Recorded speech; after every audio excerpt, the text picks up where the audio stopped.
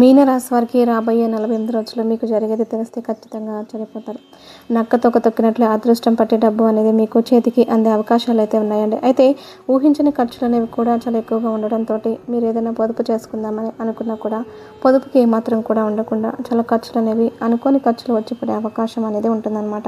అంటే ఏదైనా అనారోగ్య సమస్యలు అవ్వచ్చు, లేకపోతే ఏదైనా ఫంక్షన్స్ అవ్వచ్చు, ఇట్లా ఏదో ఒకటి అనుకోని ఖర్చులు ఎదురయ్యే అవకాశం అనేది ఉంటుంది. అనుకోని ప్రయాణాలు చేసే అవకాశం ఉంటుంది. అయితే రూపాయి ఖర్చు అయినప్పటికీ కూడా మీరు సంతోషంగా ఉండే అవకాశం ఉంటుంది. అలాగే ఈ 48 రోజులు కూడా అసలు ఇంకా మీకేం జరగబోతుంది ఏంటి అనేది వీడియోలో మొత్తం వివరంగా చెప్పబడుతుంది. కాబట్టి వీడియోని ఎక్కడ కూడా స్కిప్ చేయకుండా చివరి వరకు విని ఒక లైక్ ఇచ్చి సపోర్ట్ చేయండి. ఈ మీనరాశి వారు ఎలా ఉంటారు అని అంటే చాలా వరకు కూడా అంటే నిండుకుండ మనస్తత్వం లాంటిదండి. ఏదైనా సరే ఎవరికైనా పెట్టే మనసు, పెట్టే చెయ్యి, ఎదుటివారిలో మంచి చెడు అర్థం చేసుకునేటటువంటి మనసు ఇలా ఉంటుందన్నమాట. కాకపోతే ఎదుటివారికి మాత్రం వీరు ఎలా కనిపిస్తారు అంటే చాలా కఠినంగా, చాలా గంభీరంగా కనిపిస్తూ ఉంటారు. అలాగే దానివల్ల కొంచెం ఇబ్బందులు వచ్చేటటువంటి అవకాశం అనేది ఉంటుంది. నలుగురు చేత మాటలు పడే అవకాశం కూడా ఉంటుందన్నమాట. అయితే ఆ భగవంతుడి యొక్క దయ వల్ల, వీరి యొక్క మంచితనం వల్ల అనుకోవచ్చు, ఆ లక్ష్మీదేవి కటాక్షం అనేది వీరి మీద ఎప్పుడూ ఉంటుందన్నమాట. ఎంతమంది ఎన్ని ప్రయత్నాలు చేసినప్పటికీ కూడా ఎవరు కూడా వీరి అదృష్టాన్ని టచ్ చేయలేరన్నమాట. అంటే సమస్యలు అన్న తర్వాత మానవునికి సహజం అండి. అలాగే ఈ మీనరాశి వారికి కూడా కొన్ని అనుకోని సమస్యలు, కొన్ని అనుకోని మాటలు, అనుకోని నిందలు ఇలాంటివన్నీ వస్తాయి. కానీ అవి ఎక్కువ కాలం అయితే వీరి దగ్గర నిలబడవు అని చెప్పుకోవచ్చు. వీరేంటంటే ఈ మధ్య చేయాలి అనుకున్నటువంటి పనులు పూర్తిగా పెండింగ్లో పడిపోతున్నాయి. అంటే చేద్దామని చెప్పేసి అనుకుంటూ ఉంటారు. కానీ వీరికి ఏంటంటే ఏదో ఒకటి సమస్యలు, అంటే ఇంట్లో బంధువులు వచ్చి ఉండడం వల్ల కానివ్వండి, లేకపోతే ఏదైనా ఎక్కడికన్నా వెళ్ళే అవకాశాలు, ఇలాంటి వాటి వల్ల అనారోగ్యం, ఇలాంటి వాటి వల్ల కొన్ని పనులన్నీ పెండింగ్లో పడిపోతూ ఉంటాయి. కానీ తర్వాత అయితే మాత్రం నూతన ఉత్సాహంతో పనులన్నీ పూర్తి చేసుకుంటారండి. ఎందుకంటే ఒక్కోసారి గ్రహాల అనుకూలత అనేది సరిగ్గా లేనప్పుడు జీవితంలో ఊహించని సమస్యలు ఎదురయ్యే అవకాశం అనేది ఉంటుందన్నమాట. ఒక్కోసారి మన ప్రమేయం లేకుండా మన జీవితంలో కొంత నష్టపోవాల్సినటువంటి పరిస్థితి అనేది వస్తుందన్నమాట. అలాగా దీని అంతటికీ కారణం ఏంటంటే వీరి యొక్క అతి ఆలోచన అని చెప్పుకోవచ్చు. అంటే వీరి మనస్తత్వం ఎలా ఉంటుందంటే ఏదైనా సరే అది ప్రేమ కావచ్చు లేదా కోపం కావచ్చు, రెండింటిని తట్టుకోలేరనమాట. బాధ వచ్చినా తట్టుకోలేరు, కోపం వచ్చినా తట్టుకోలేరు, ప్రేమ వచ్చినా తట్టుకోలేరు. అలాగే మీనరాశి వారు ఏంటంటే ఈ 48 రోజులు వచ్చేటప్పటికి అంటే ఏదైనా ప్రయాణాలు చేసే అవకాశాలు అయితే పుష్కలంగా కనిపిస్తూ ఉన్నాయండి. కానీ వీరికి సమస్యలు వస్తున్నప్పటికీ కూడా వీరేంటంటే చాలా వరకు కూడా జీవితం విలువ తెలుసుకున్నారు. అంటే ఉన్న 4 రోజులైనా సరే సంతోషంగా ఉండాలి. ఏదైనా సరే మనం ఎక్కువగా మనసుకు తీసుకోకూడదు, ఎక్కువగా బాధపడకూడదు అని చెప్పి కుటుంబంతో గడపడం, పిల్లలతో గడపడం, భర్తతో ప్రేమగా మాట్లాడడం లేదా భార్యతో ప్రేమగా మాట్లాడడం, ఇలా చాలా వరకు కూడా సంతోషంగా ఉంటున్నారని చెప్పుకోవచ్చు. జీవితంలో ఎప్పుడైనా సరే ఒకటి కావాలనుకున్నప్పుడు ఒకటి వదులుకోవాలి. అలాగా డబ్బు కన్నా విలువైనది ఏంటంటే సంతోషం అని చెప్పుకోవచ్చు.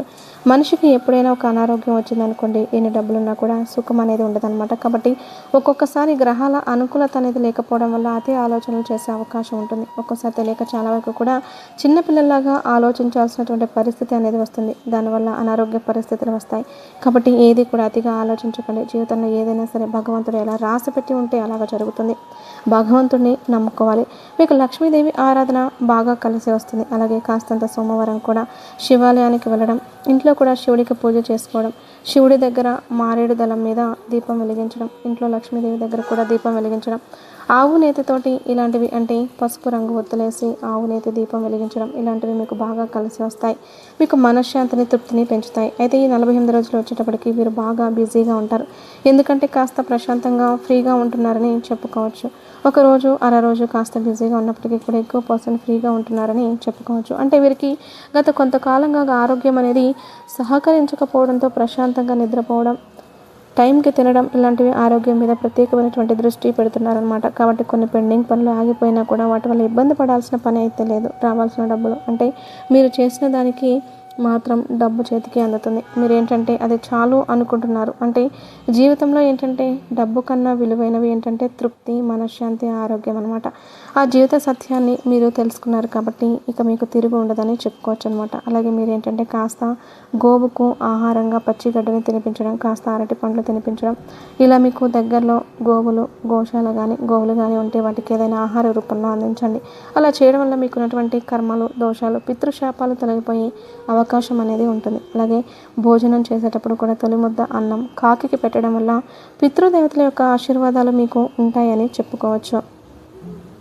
అలాగే ఈ 48 రోజులు ఒత్తిడి పని ఉన్నప్పటికీ కూడా కాస్త పనులను ఆపుకొని ప్రశాంతంగా సరదాగా అయినా వాళ్ళతో మాట్లాడి సంతోషపడే అవకాశం అనేది ఉంటుందన్నమాట. అలాగే చాలా వరకు కూడా వీరికి ఏంటంటే కష్టం ఉంటుందండి. కష్టం ఉన్నప్పటికీ కూడా పెద్దగా మనసుకు తీసుకోవట్లేదు అని చెప్పుకోవచ్చు. అయితే చేసే పని ఉంటుంది, చేతి నిండా పని అయితే ఉంటుంది, కానీ పనికి తగ్గ డబ్బు కూడా చేతికి అందుతుంది. కాకపోతే పనులు ఈ మధ్య వీరికి వాయిదాలు అయితే పడుతున్నాయి. వీరి మనసు ఏంటంటే కొంచెం ప్రశాంతంగా ఉండే వైపు ఎక్కువగా ఉంటుందన్నమాట. ఇంకా మీరు ఆరోగ్యం మీద దృష్టి పెడుతున్నారని చెప్పుకోవచ్చు. ఇంకా మీరేంటంటే మంచి ఆరోగ్యం కొరకు ధ్యానం, నిద్రపోవడం, అలాగే సమయానికి తిండి, సమయానికి నిద్ర ఇలాంటివన్నీ కూడా మీకు బాగా ఉపయోగపడతాయని చెప్పుకోవచ్చు. భార్యాభర్తల మధ్య అన్యోన్యత పెరుగుతుందండి. గతంతో పోల్చుకుంటే చాలా వరకు కూడా అన్యోన్యంగా ఉంటున్నారు. ఒకరికొకరు అర్థం చేసుకుంటున్నారని చెప్పుకోవచ్చు. జీవితంలో ముందుకు వెళ్ళే అవకాశం అనేది ఉంటుంది. ప్రేమికులకు కూడా అనుకూలంగా ఉంటుంది.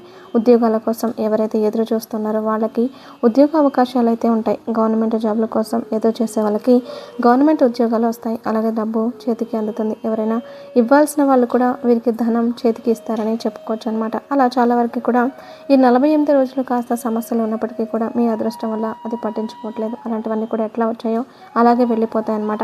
మనిషిని ఎప్పుడైనా సరే భయపడినప్పుడు ఏంటంటే ఏవైనా భయపెట్టగలుగుతాయి. కాబట్టి ఏదైనా సరే భయపడకుండా అది ఏదైతే అవుతుంది అని చెప్పేసి తామరాకు మీద నీటి బుడగలాగా ఉండాలి. ప్రేమికులతో అనుకూలంగా ఉండండి.